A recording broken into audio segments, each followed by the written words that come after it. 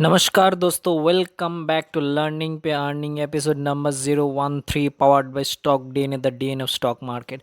दोस्तों, चक्रव्यूह के बारे में तो सब लोग सुना ही होगा, जो महाभारत में हुआ था। और इस चक्रव्यूह के स्टोरी जो था कि अभिमन्यु उसमें घुसा लेकिन उसमें से बाहर नहीं निकल पाए। हालांकि उसमें जो अभिमन्यु के साथ जो युद्ध हुआ था वहाँ पे वो जो रूल ऑफ वॉर है उसके अगेंस्ट है कि एक अकेले पे बहुत सारे लोग ने मिलके अटैक किया है, वो बात अलग है। लेकिन अभिमन्यु जो वहाँ पे घुसा उसमें से एग्जिट करने का उसको तरीका मालूम नहीं था। तो इसके साथ हमारे यहाँ स्टॉक मार्केट में क्या रिलेशन है? क्या स्टॉक मार्केट एक चक्रव्यूह है जो सब लोग कहते हैं कि यहाँ पे घुसोगे तो बर्बाद हो जाओगे, ये होगा वो होगा, ऐसा कुछ हम लोग सोचते हैं। या फिर हम लोग कभी कभी प्रैक्टिकली खुद भी घुसते हैं तो ऐसा ही होता है, या फिर हमारे अड़ोस पड़ोस में कोई घुसते हैं तो उसके साथ ऐसा ही होता है, उसका सब कुछ बर्बाद हो जाता है। तो क्या इसका रीज़न है? क्या इसमें सच में ऐसा होता है? तो इसमें एंट्री कैसे ले, या फिर जो लोग इसमें से प्रॉफिट कमा रहे हैं तो वो लोग कैसे कर रहे हैं? Do they know the tricks? Yes, उसके ट्रिक्स को पता होना चाहिए, तब जाके आपको एंट्री ले पाओगे, आप एग्जिट ले पाओगे, सब कुछ कर पाओगे। आपको वो अर्जुन की तरह सोचना होगा, अर्जुन की तरह करना होगा, अभिमन्यु की तरह नहीं। ज़्यादातर प्रॉब्लम वो होता है कि लोग स्टॉक मार्केट में आते हैं जोश के साथ, 2-5 लाख 10 लाख जो कुछ भी कैपिटल उसके है उसके साथ आते हैं और बाद में पोर्टफोलियो ज़ीरो करके जाते हैं, क्योंकि जोश में वो लोग काम करते हैं। लेकिन स्टॉक मार्केट में या कहीं भी मार्केट में किसी भी काम पे आप जोश से काम लोगे तो उसका हशर ऐसा ही होता है। जोश के साथ आपको होश में काम करना है बस। उसके साथ ट्रिक्स वगैरह वो तो स्ट्रेटजी एक्सपीरियंस वो तो बात की बात है, लेकिन पहले आपको जोश के साथ होश लाना पड़ेगा। अगर होश नहीं है तो कुछ नहीं है, बर्बाद है। और एक बात है कि लगभग सभी लोग जानते हैं कि अर्जुन उस चक्रव्यूह को तोड़ सकता है, लेकिन ये बात और भी है, एक बात और भी है कि अर्जुन के साथ साथ कई और जो योद्धा थे वो भी चक्रव्यूह को तोड़ सकते थे, जैसे कि गुरु द्रोणाचार्य थे, वासुदेव थे, जो वासुदेव मतलब श्री कृष्ण थे, उसके साथ अर्जुना थे, और उसके साथ ये भी कहा जाता है कि द्रोणा के जो पुत्र हैं अश्वत्थामा वो भी कर सकते थे, और यहाँ पे पांडव के पक्ष में भीष्म पितामह भी कर सकते थे। तो ये तो हालांकि अलग बात है, लेकिन हम इसमें क्या देखेंगे, स्टॉक मार्केट के साथ इसका क्या रिलेशन है, कैसे हम चक्रव्यूह में फंसते हैं। हर कोई लोग, हर कोई ट्रेडर, हर कोई इन्वेस्टर, जो लोग नहीं पता है, जिन लोगों को सीखने का जो अवसर नहीं मिला, या फिर नहीं सीखा, या फिर ट्रेड अपने तरीके से किया है, वो हर लोग ऐसे ही फंसते हैं। लेकिन इससे एग्ज़िट लेने का उपाय किसी को नहीं मालूम होता है जब तक वो ना सीखते हैं। तो ऐसे ही जो टॉपिक है, इस टॉपिक में हम इसलिए डिस्कस करने वाले हैं क्योंकि यहाँ पे दो पॉइंट है। एक तो है, आज का एपिसोड बहुत इंपॉर्टेंट है मेरे लिए, क्योंकि देखो, एक कहावत सबने सुनी है कि अनलकी 13, अनलकी 13, मतलब 13 नंबर बहुत अनलकी होता है। लेकिन अनलकी तो जब आप मानोगे तब हमेशा आपके लिए अनलकी होगा 13, क्योंकि 13 नंबर में क्या है भाई, 13 तो नंबर है, 12 के बाद आता है और 14 के पहले आती है। तो उसमें कुछ नहीं होता है, इसमें साइकोलॉजी आपके साथ जुड़े हुए रहते हैं कि आप सोचते हो कि ये 13 ही ख़राब है मेरा, मैं जब 13 से काम करूँगा तो ख़राब ही होगा। ऐसे ही आप सब करते हो, आप जब देखते हो या फिर आप मार्केट में जब काम करते हो तो ऐसा ही होता है। आप सोचते हो कि वो ये इस स्टॉक में मैं जब काम करता हूँ मैं हमेशा लॉस करता हूँ, तो आपके मन में एक डर होता है। या फिर आप सोचते हो कि मैं जब फ्यूचर्स में काम करता हूँ मेरा लॉस ही होता है, तो फ्यूचर्स में मत काम करो। तो इसी चीज़ के लिए मैं इस टॉपिक को आज सिलेक्ट किया हूँ, क्योंकि एपिसोड बहुत ख़ास है।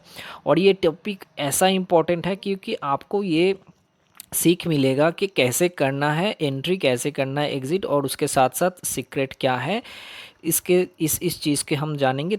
बेसिक 3 पॉइंट, बहुत ही मोस्ट इम्पॉर्टेंट पॉइंट हम डिस्कस करेंगे। उनमें से फर्स्ट पॉइंट है कि आप कौन से टाइप के ट्रेडर हो। ट्रेडर तो सब लोग हैं, मतलब स्टॉक मार्केट में आते हैं पैसा कमाने के लिए ट्रेडर बन के। क्यों? लोगों को पैसा जल्दी चाहिए, तो लोग ट्रेडर बनता है, इन्वेस्टर नहीं बनता है। लेकिन इन्वेस्टर लोग ही सबसे ज़्यादा पैसा कमाते हैं दोस्तों, ये बात मतलब जान लो आज से। तो छोड़ो, ट्रेडर किस टाइप के ट्रेडर हो आप इंट्राडे ट्रेडर हो, शॉर्ट टर्म ट्रेडर हो, मीडियम टर्म ट्रेडर हो, लॉन्ग टर्म ट्रेडर हो, क्या हो आप पहले ये डिसाइड करो। 98% लोग ये डिसाइड नहीं कर पाते कि कौन से टाइप के ट्रेडर है। वो इंट्राडे भी करता है, शॉर्ट टर्म भी करता है, लॉन्ग टर्म के लिए भी होल्डिंग करता है। कई कई लोग तो ऐसे भी सोचते चलो ये स्टॉक को ले लिया 20 साल के लिए। अरे भाई 20 साल बाद क्या होगा आपको पता थोड़ी ना है। लॉन्ग टर्म मतलब लॉन्ग टर्म 20 साल के लिए थोड़ी ना हो सकता है वो। उसके लिए देखो 20 साल में एक, आज आपको लग रहा है रिलायंस नंबर वन कंपनी है निफ्टी का, चलो ठीक है मैं मान लेता हूँ। 20 साल बाद रिलायंस नंबर वन नहीं भी रह सकता है दोस्तों, ये बात को समझो। तब जाके दूसरी कोई कंपनी रिलायंस के आगे खड़ा हो सकता है। हो सकता है रिलायंस भी रहे 20 साल तक। जैसे नोकिया एकदम मार्केट लीडर था, आज नोकिया कहाँ गया है? तो 20 साल बाद का नोकिया जो था वो आज नोकिया नहीं है। बात को समझो। तो जो लोग उसमें इन्वेस्ट करके रखे हैं उस लोगों का क्या हशर है आज, आप सोचो।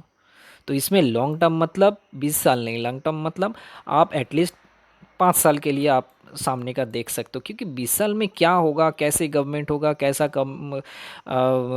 जो कंपनी का मैनेजमेंट कैसा रहेगा, कोई नहीं बोल सकता। ना कि कंपनी का मैनेजमेंट खुद बोल सकता है। जिस टाइप के वो बिजनेस कर रहे हैं वो बिजनेस मॉडल 20 साल बाद रहेगा कि नहीं, या फिर नए डिमांड आएगा, ये कोई नहीं जानता दोस्तों। जैसे कोरोना सडनली आ गया था, ये किसी को मालूम था कि कोरोना ऐसा आएगा? कोई किसी को नहीं मालूम था, है ना। तो फर्स्ट गलती आपकी ये है कि किस टाइप के ट्रेडर हो आप, ये आप डिसाइड नहीं कर सकते। तो इसलिए आपको डिसाइड यही करना है कि चक्रव्यूह में फंसते हो आप इसीलिए क्योंकि आप तरह तरह के ट्रेड करते हो, कभी इंट्राडे, कभी शॉर्ट टर्म, कभी लॉन्ग टर्म, कभी सबको मिला के, कभी कचरा पट्टी स्टॉक में, चलो ये नीचे आ गया तो इसको बाई करके होल्ड करो। टारगेट क्या है? टारगेट मेरा है 10 साल में जो मिलेगा मिलेगा। ऐसा नहीं होता है दोस्तों। इसके बाद हम मतलब चार्ट पे भी देखेंगे और कैसे एंट्री लेना है, कैसे एग्जिट लेना है, सब कुछ आप सीखेंगे। लेकिन उसके पहले इस चीज़ को ध्यान में रखते हैं। दूसरी बात, दूसरी मोस्ट इम्पॉर्टेंट बात यह है कि जब भी आप ट्रेड करो, चाहे आप इंट्राडे कर रहे हो, पोजिशनल कर रहे हो, या फिर आप लॉन्ग टर्म कर रहे हो, मान लेते हैं ये तीन डिवाइड कर लेते हैं। तो इंट्राडे जब भी कर रहे हो तो क्या आप एक चीज़ के ऊपर ट्रेडिंग कर रहे हो? मानो कि एक स्टॉक के ऊपर लगा रहे हो दाव, शॉर्ट टर्म कर रहे हो या पोजिशनल कर रहे हो, एक स्टॉक पे कर रहे हो, या फिर इन्वेस्टर हो एक स्टॉक पे कर रहे हो, ये आपको देखना होगा। क्योंकि ये स्टॉक मार्केट मतलब प्रोबेबिलिटी, इसका मतलब गारंटीड नहीं है। ठीक है, स्टॉक 100 है अभी, इसका पॉसिबिलिटी प्रोबेबिलिटी है 120 जाने की, या फिर नीचे स्टॉप लॉस हिट करवाने की, या फिर यहाँ पे फंसे रहने की। सब कुछ प्रोबेबिलिटी का गेम है। तो प्रोबेबिलिटी मतलब एक में आप अगर एंट्री ले लिए तो दूसरा स्टॉक आपके आजू बाजू से ऐसे निकल जाएगा, ऐसे ऐसे निकल जाएगा, आप देखते ही रह जाओगे क्योंकि आप एक में फंसे हुए बैठे हो और आपका इधर उधर का सब स्टॉक भाग रहे हैं। आप खाली इधर देख रहे हो और इधर देख रहे हो, लेकिन आपका स्टॉक नहीं चल रहा है क्योंकि आपने एक जगह स्टॉक में एंट्री लेके बैठे हैं पूरे कैपिटल के साथ। ऐसा नहीं करना है। एक कहावत इसके रिगार्डिंग में है, don't keep your eggs in one basket. अगर एक बास्केट हाथ से छूट गया तो सारे एग टूट जाएंगे। तो डिफरेंट बास्केट्स में रखना होता है, डिफरेंट चीज़ों पे रखना होता है। तो एक जाएगा, एक स्टॉप लॉस खाएगा, दूसरा हिट करवाएगा नहीं, दूसरा टारगेट हिट करवाएगा। और टारगेट भी कैसे लेने हैं वो भी हम डिस्कस करेंगे। तो दोस्तों अभी बास्केट कैसे चुने, ये सबसे बड़ी दिक्कत होती है कि बास्केट तो आप बोल दिया सर बास्केट चुनना है, बास्केट कैसे चुने? बास्केट चुनने के लिए आपके सामने क्वालिटी स्टॉक्स है, जो निफ्टी का क्वालिटी स्टॉक्स है उसमें घुसो। आप उसका बिजनेस आप जानते हो, जैसे रिलायंस क्या बिजनेस करता है आप जानते हो, छोटा जी कि जियो का है बिजनेस, इसका ऑयल का कुछ बिजनेस है, रिटेल का बिजनेस है, सब कुछ आपके। ऐसा नहीं है कि आप सब समझते हो, ना कि मैं समझता हूँ, लेकिन मोटा मोटी आप एक जानते हो HDFC बैंक का क्या बिजनेस है, एक्सिस बैंक का क्या बिजनेस है, SBI का क्या बिजनेस है, बैंक्स का बिजनेस ये तो सब लोग जानते हैं। इसके अलावा हिंदुस्तान यूनिलीवर का क्या बिजनेस है, नेस्ले का क्या बिजनेस है, पीडीलाइट का क्या बिजनेस है, सब जानते हो आप। तो जो जाने पहचाने वाले स्टॉक्स है वो अलग अलग सेक्टर, जैसे IT का सेक्टर है, इन्फोसिस है, माइंडट्री है, HCL टेक है, बहुत सारे ऐसे हैं, महिंद्रा एंड महिंद्रा है, सॉरी महिंद्रा एंड महिंद्रा नहीं, टेक महिंद्रा। तो ऐसे चुने हुए स्टॉक्स, अच्छे क्वालिटी के अच्छे सेक्टर के स्टॉक्स में लगा के बैठ जाओ। चाहे आप ट्रेडिंग करो या फिर इन्वेस्टिंग करो। ट्रेडिंग करो तो भी 2 4 5 बास्केट में रखो, और इन्वेस्टर तो ऐसे रखते ही है ना। तब जाके आपका क्या होगा, एक बैलेंस आएगा कि एक डूबा तो दूसरा आपको बचा देगा। एक सब एक साथ नहीं डूबेगा, कभी नहीं डूबता है, कभी नहीं, ये बात आप मान लो, ठीक है। अब आते हैं सबसे इम्पोर्टेंट बात, जिसका नाम है एंट्री पार्ट्स। अभी एंट्री कैसे ले, ठीक है, इसके लिए हम चार्ट पे जाएंगे। अभी निफ्टी का जो चार्ट है, देखिए निफ्टी का ये चार्ट जब कोरोना के टाइम ये गिरा था, मैं मान लेता हूँ यहाँ पे कुछ लोग एंट्री लिया है। इसका मतलब ये नहीं है दोस्तों, आप कह सकते हो कि निफ्टी में एंट्री कैसे ले सकते हैं, इसका तो कैश नहीं है। हालांकि इसका ETF है, उसका वीडियो भी चैनल पे है, आप जाके देख सकते हो जो लोग ETF का वीडियो नहीं देखा है। लेकिन हम निफ्टी का चार्ट मुझे अच्छा लगा इसलिए मैंने सिलेक्ट किया। इसका क्या है वो नहीं है, वो हम डिस्कस नहीं करने हैं कि इसका एक्सपायरी है, इसका फ्यूचर है, ऑप्शन है वगैरह, उसको छोड़ के कि आप मानो निफ्टी में बाई कर सकते हो। तो निफ्टी में जो लोग यहाँ पे बाई किए हैं, अब मान के चलो वो लोग यहाँ तक नहीं है। रिटेल ट्रेडर्स की बात कर रहा हूँ मैं, जो FII DIIs है उसके बात मैं नहीं कर रहा हूँ। हम जैसे जो लोग हैं रिटेल ट्रेडर्स, यहाँ पे लो लगाया है तो यहाँ पे जाहिर सी बात है कुछ ना कुछ लोग तो यहाँ पे एंट्री लिया है। तो आप एक्सीडेंटली सपोज यहाँ पे एंट्री ले लिया या फिर यहाँ पे एंट्री ले लिया, क्या आप इस तरह वेट करोगे? कभी नहीं, क्योंकि वहाँ पे जब जब कोरोना हो रहा था, मार्केट गिर रहा था, ऐसा डर था मार्केट में, किसी के साहस नहीं हुए कि यहाँ पे माल लेके रख ले। 2 या 3% लोग रखते हैं, बाकी लोग बेच के खा लिया। आप सबका पोर्टफोलियो उठा लो, सब लोग बोलेंगे यार रिलायंस मैं 700 में खरीदा था, रिलायंस मैं 1100 में खरीदा था, 1500 में खरीदा था, 2% 4 5 5% मिल गया, निकल गया सब। दम नहीं होता है। तो एंट्री का और एग्जिट का एक तरीका होना चाहिए दोस्तों। सीक्रेट चीज़ दे रहा हूँ, प्रीमियम चीज़।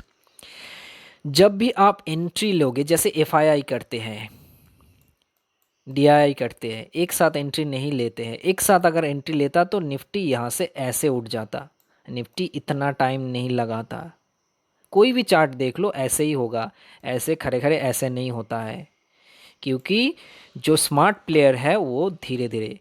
तो कैसे करना है, आपके क्वांटिटी आपको रखना है कैपिटल के हिसाब से। सपोज़ 100 क्वांटिटी लेने का क्षमता है आपकी, तो आपको एक साथ 100 नहीं लेना है, आपको थोड़ा क्वांटिटी नीचे हुक करना है, 30% क्वांटिटी। उसके बाद अगर आपका स्टॉक चल रहा है, ये मैं इन्वेस्टर की बात कर रहा हूँ, जो शॉर्ट या फिर शॉर्ट टर्म ट्रेडर जो है उसके बात करो, इंटरडे के बाद में करता। तो शॉर्ट टर्म और इन्वेस्टर वाले, उसके लिए आपको 30% हुक करना है। तो 30% हुक करने के बाद आपका यहाँ पे कुछ चलेगा स्टॉक, ठीक है, या फिर वो कंसोलिडेशन पीरियड में आ सकता है, या फिर थोड़ा ऊपर चल के नीचे आ सकता है। जैसे कहते हैं ना, मार्केट में एक पॉपुलर लाइन है बाय ऑन डिप्स। इसका मतलब क्या है? बाय ऑन डिप्स का मतलब ही ऐसा है कि क्वालिटी स्टॉक्स है, चार्ट फॉर्मेशन अच्छा है, इसको आगे चल के ऊपर जाना है, तो अभी आपका प्राइस मिल रहा है जो उस प्राइस में थोड़ा क्वांटिटी हुक कर लो। इसके बाद अगर प्राइस नीचे आए थोड़ा सा, वहाँ पे 30% के हिसाब से हुक कर सकते हो। नहीं, वहाँ पे आपको हुक करना है, जो आपके नेक्स्ट 30% है उसको 100 क्वांटिटी के हिसाब से आपको 3 पार्ट में अगर आप इसको डिवाइड कर लिए, तो 30% का जो 50% होता है, मतलब 15% आपको हुक कर सकते हो। तो 45% आपका हुक हो गया। क्यों हो गया? कि आपको ऐसा लगता है कि ये डीप है, अभी पोजीशन है इसमें बनाने की, क्योंकि आपको सस्ता मिल रहा है। लेकिन हो सकता है वो नीचे भी जाए, है ना। इसलिए 30% एट ए चांस आपको नहीं लेना है। उसके बाद स्टॉक चलना स्टार्ट करेगा, आपके पहला वाला जो एंट्री था उसके ऊपर अगर चलना स्टार्ट करेगा, आपको चार्ट के पैटर्न के हिसाब से रिटेस्ट वगैरह, ब्रेकआउट वगैरह सब कुछ जब मिलेगा, तब जाके आप और 15% जो है आपके वो हुक कर सकते हो। तो टोटल आपका हो जाता है 60%। अभी बाकी कुछ बचे जो 40% है, उसको कैसे हुक करना है। उसको हुक करने का तरीका ये होता है कि आपका मानो कि स्टॉक यहाँ पे आपने 30% लिया, उसके बाद यहाँ पे 15% लिया, उसके बाद यहाँ जाए तब बाकी 15% लिया। अभी यहाँ पे आपको अगर इंस्टेंट वो थोड़ा सा प्रॉफिट दे दे ज़्यादा सा, मतलब आपको एक्सपेक्टेशन था 30% प्रॉफिट का, मतलब टोटल प्रॉफिट 30% का, वहाँ पे सपोज़ वो एक महीने के अंदर 20% दे रहा है। आपको ये था, उम्मीद था कि एक साल में आएगा। हालांकि अभी बुल मार्केट है, 20% मूवमेंट कोई कोई स्टॉक्स 2-4 दिन में कर रहा है दोस्तों, लेकिन नॉर्मल मार्केट में ऐसा नहीं होता है। तो 10 to 20% आपको सपोज़ यहाँ पे मिल रहा है, तो वहाँ का जो टोटल आपका प्रॉफिट परसेंटेज है उसके हिसाब से, या फिर आपका जो एंट्री है उसके हिसाब से आपको थोड़ा बहुत पोजीशन यहाँ पे काटना है 20% मिलते ही। ठीक है, 20% मिलते ही आपका अगर पोजीशन कट जाए, आपके पास ऑलरेडी 60% है, तो कितना काटेंगे, आपको एटलीस्ट 50% काटना है, उससे ज़्यादा नहीं, उससे कम नहीं। तो 50% आप काट लिया, आपके पास फिर से कितना आ गया, 30%, और आप 30% का प्रॉफिट बुक कर लिए। बात को समझना, अगर किसी का दिक्कत है तो फिर से रिवाइंड करके देखना, इंपॉर्टेंट बात है। तो 30% आपके पास रह गया और 30% का प्रॉफिट बुक कर गया, तो उसमें से क्या होगा, अगर वो स्टॉक आके नीचे चला जाएगा, आपके कॉस्ट टू कॉस्ट ऊपर चला आता है या फिर नीचे चलने की कोशिश करता है, तब जाके वो बाकी 30% आप कट करके एग्ज़िट ले सकते हो। एग्ज़िट का नमूना, एक ये नमूना है कैसे एग्ज़िट लेना है चक्रव्यूह से, क्योंकि वरना आप चक्रव्यूह में फंसे ही रह जाओगे हमेशा के लिए। आपका एक स्टॉक है जो 20% रिटर्न दे रहा है, उसके बाद नीचे आ रहा है। ऐसा नहीं है कि हर एक स्टॉक ऊपर जाएगा, हो सकता है आपने जो चुना है वो अच्छा कंपनी है, लेकिन वो चला नहीं, ऊपर जाके फिर घूम के आ जाता है। रिलायंस का देखो, रिलायंस तो है, उल्टा साइड में आप देखो, मुकेश जी का भाई है जो, उसका कंपनी देखो बेकार में गया ना, तो वो भी हो सकता है उसका ना, वो भी तो रिलायंस के साथ जुड़े हुए हैं, लेकिन कंपनी का नाम वैसा होने से काम नहीं होता, मैनेजमेंट के ऊपर भी डिपेंड करता है। तो वहाँ पे आपका फंसने का पॉसिबिलिटी रहता है, और इसका एग्ज़िट आपको कहीं नहीं मिलेगा, कभी नहीं मिलेगा। उसके लिए आपको पोर्टफोलियो ज़ीरो करना होगा। तो यहाँ पे वही है। तो बात यह है कि आपके पास अभी 30% होल्डिंग है, तो अगर फिर से वो स्टॉक चलना स्टार्ट करे और आपके पिछले वाले जो प्रॉफिट है उसके प्रॉफिट के ऊपर भी अगर चलना स्टार्ट करे, तो वहाँ पे आपका नेक्स्ट एंट्री बन जाता है 30%। मतलब आप 30% आपके पास है और 30% आपने ले लिया है, उसके हिसाब से आपका 60% फिर से बन जाता है और स्टॉक चलते हैं। फिर से जब वो थोड़ा सा डिप करता है और आपके लेवल के पास आता है, तब जाके वहाँ पे आप फिर से 15% बुक कर सकते हैं, बुक नहीं सॉरी 50% लेके एवरेज कर सकते हैं, जिसको बाय ऑन डिप कहते हैं टेक्निकल की भाषा में। तो टोटल आपके परसेंटेज हो जाता है 75%। ठीक है, क्लियर। उसके बाद फिर आपका स्टॉक चलने लगता है, चलने लगने के बाद वो फिर ब्रेकआउट देता है, एक रेंज का ब्रेकआउट देने के बाद वैसा ऐसा चलता है। जब भी रेंज का ब्रेकआउट दे, आप बाकी के 20% 25% वहाँ पे हुक कर सकते हैं। आपका टोटल इन्वेस्टमेंट अभी आपका कैपिटल के 100% कंप्लीट हो चुके हैं। ठीक है, तो अभी यहाँ पे आपका टोटल 100% लग चुका है, आपका कैपिटल और आपका फाइनल यहाँ पे एंट्री था, और स्टार्टिंग यहाँ पे था आपका एवरेज का ही, इस लेवल पे या फिर इस लेवल पे कैलकुलेटर में जो होगा आपका एवरेज मिल जाएगा, और यहाँ के आपके प्राइस होगा जो, इसके साथ आपका 30% का प्रॉफिट भी होगा दोस्तों।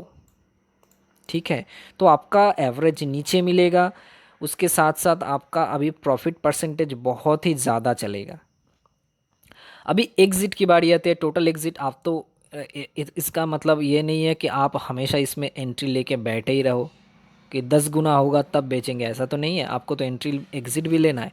एग्ज़िट लेने का भी तरीका ऐसा ही पार्ट्स में आपको करना है। जैसे कि आपको लगा कि वहाँ 1 साल में आपका लगभग 50% मिल गया, या फिर आपको जो इन्वेस्टर लोग थे जो 5 साल में लगभग उसका स्टॉक 3 गुना हो गया, या फिर जो short term very short term trader है उसको अगर 1 साल में 30% मिल गया प्रॉफिट, तो वहाँ पे थोड़ा सा बुक करना है। कैसे बुक करना है? एग्ज़िट लेने के बाद रोल थोड़ा अलग है। एग्ज़िट लेने का रोल कैसा है कि एग्ज़िट जब लेना है तब आपको यहाँ पे उस हायर लेवल पे एग्ज़िट लेना है, तब आपको 3 पार्ट्स में एग्ज़िट नहीं लेना है। तब जाके आपको 2 पार्ट्स में एग्ज़िट लेना है। क्यों? इसका रीज़न यही है क्योंकि आपको ऑलरेडी बहुत मुनाफा मिल रहा है। इसका मतलब ये नहीं कि और मिले। देखो, लालच ठीक है, लेकिन इतना ना लालच नहीं चाहिए कि एक स्टॉक लिए 100 का वो 1000 या 10,000 हो जाए, ऐसा होगा नहीं।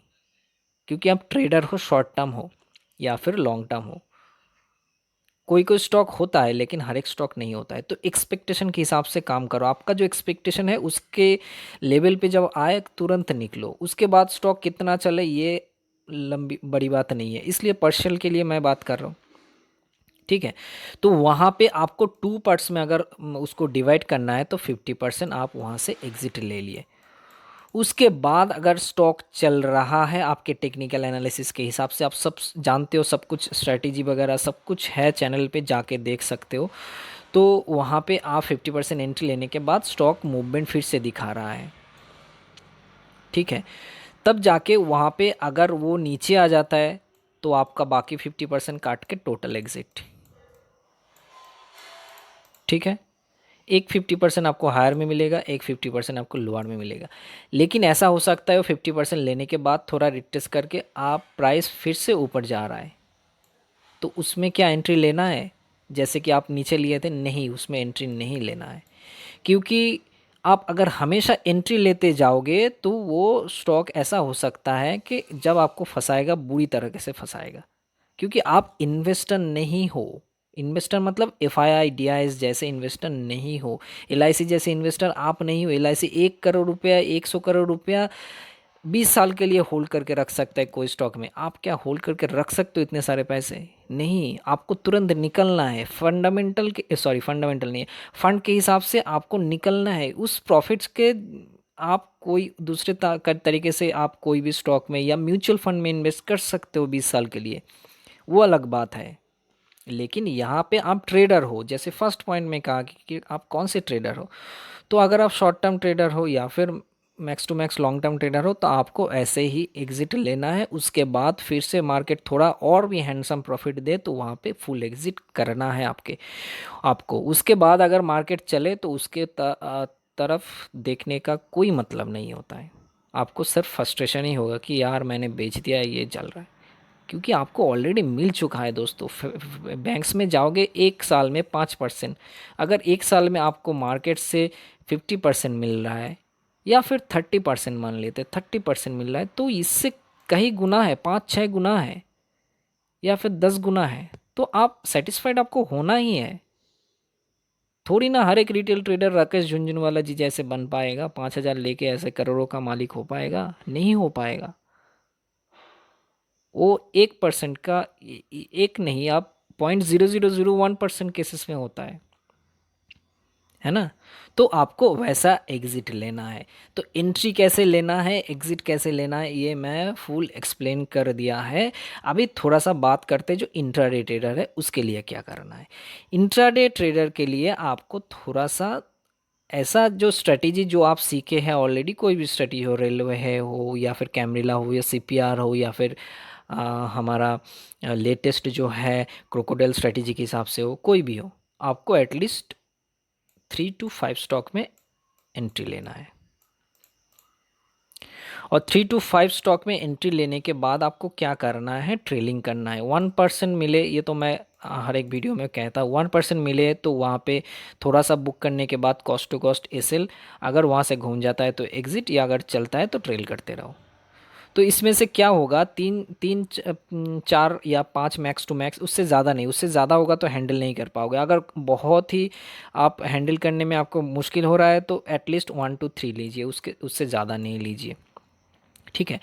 तो उस हिसाब से क्या होगा, अगर मानो कि एक स्टॉक चल गए तो उसका प्रॉफिट आपका मिलेगा 1% के या फिर 2% के हिसाब से। लेकिन अगर कोई स्टॉक ऐसे करके स्टॉप लॉस काट दे तो वहाँ पे एग्जिट होगा, तो आपका एक एवरेज हो जाएगा।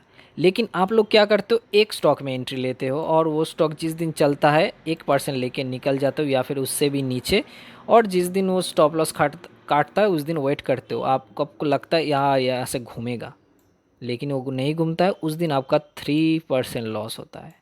लेकिन जिस दिन आप प्रॉफिट लेते हो मैक्सिमम 1% लेते हो।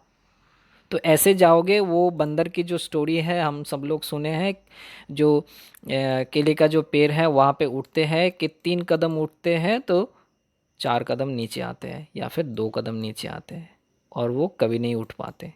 2 कदम होगा तो फिर होगा, लेकिन 4 कदम होगा तो कभी नहीं जाएगा। ठीक है, तो ऐसा ही आपका ट्रेडिंग स्टाइल है और इसलिए आप चक्रव्यूह में हमेशा फंसते हो, और एक दिन का लॉस के रिकवर के चक्कर में दूसरे दिन भी लॉस करते हो, तीसरे दिन प्रॉफिट करते हो। थोड़ा सा मन में थोड़ा सा मतलब कॉन्फिडेंस होता है, आशा होता है, लेकिन उसके बाद चौथे दिन भी लॉस करते हो। और ऐसे ऐसे करके आपका 10 लाख का पोर्टफोलियो भी ज़ीरो हो सकता है दोस्तों। और ऐसा एक्सपीरियंसेस है, लोगों के एक्सपीरियंसेस ऐसा है कि ऐसे बड़े बड़े पोर्टफोलियो ज़ीरो हुए हैं। तो आप ऐसा एक्सपीरियंस आपके साथ ना हो, ये मैं प्रे करता हूँ। तो पहले चीज़ को सीखो, समझो, बाद में जाके अप्लाई करो, तब जाके आपका काम हो पाएगा दोस्तों। ठीक है, ये लर्निंग बहुत इम्पोर्टेंट था, क्योंकि इस गलती की वजह से बहुत लोग फंसते हैं। बहुत सारे स्ट्रेटजीज सीखे हैं, आप लोग सब जानते हैं, सब सीखे हैं, बहुत सारे क्लासेस ज्वाइन किए हैं आप लोग, वो भी मैं जानता हूँ। लेकिन कहीं पे भी आप सेटिस्फाइड नहीं हुए हो, कई तरीके से चीज़ को किए हो, लेकिन धोखा हमेशा आपको देता रहता है मार्केट। इसी वजह से, इसी लर्निंग के वजह से, क्योंकि ये चक्रव्यूह में फंसने का और उससे एग्ज़िट लेने का आपका तरीका नहीं मालूम है। अभिमन्यु की तरह घुसोगे लेकिन मारे जाओगे, क्लियर कट।